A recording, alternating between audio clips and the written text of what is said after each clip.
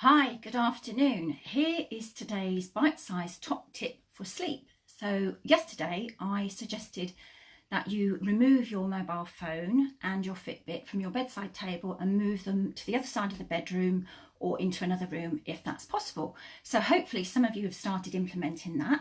And the whole idea of this is that it generally is accepted that it takes 21 days to form a new habit.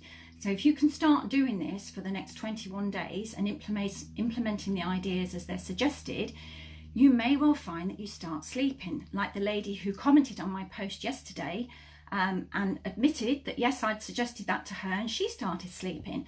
Then I had somebody private message me and say, but I use my phone for my alarm. Okay, right. I'm old enough to have been around before mobile phones were used for alarms, and we used to use something called an alarm clock. Now they're inexpensive, you can get them from about £5 in the favourite supermarkets or online. So I suggest that you use an alarm clock if you need one, and you will still get to work on time and get the kids where they need to be when you can get them where they need to be, the other side of this. So that's in reply to shifting the mobile phone.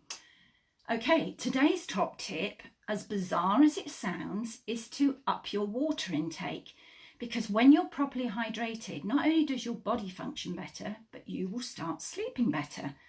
If you don't believe me, give it a try and see what happens. I had a guy who contacted me for some advice, and he was 20 stones in weight and only drinking about 1 litre to 1.5 litres of water and not sleeping. And I suggested to him that he slowly increase his water intake and see what happens. And I checked in with him every day, not every day, every week for 6 weeks. And over the course of those 6 weeks, he started sleeping better. So, you know, you might think I'm bonkers. How on earth can water be related to sleep? But the body is the most amazing machine. And if you give it what it needs, and it needs water. You don't believe me? There's a book here called Your Body's Many Cries for Water, written by a medical doctor. And in it, he advocates that so many modern day illnesses can be reversed by being properly hydrated.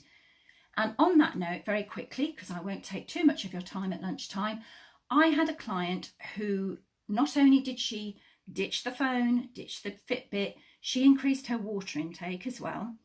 And after 3 months of following that advice and sleeping every night from not having slept before, not only did her blood pressure come down, but she is now no longer pre-diabetic. So don't take it from me, take it from the stories and the testimonials that I am going to tell you. It really works.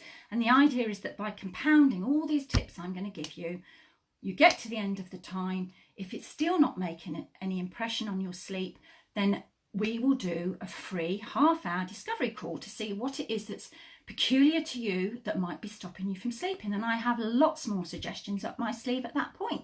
So thank you for your time today. It's great to get feedback on these lives, and I hope that people appreciate the tips I'm giving really do work, and some of them are so common sense and you might not even have thought about it. So onwards and upwards, have a great afternoon. Add in water to your routine. Obviously, people say, how much water? Well, until your pee is clear. It's a good indicator. There is a little formula. Let's not worry about that. Don't suddenly go from drinking nothing to drinking what you might think is good, 2 litres, because your body will go, whoa, and you'll be rushing to the toilet all the time. So just increase it gradually, day by day, and keep a diary of what happens. All right? Lots of love. See you soon. Bye.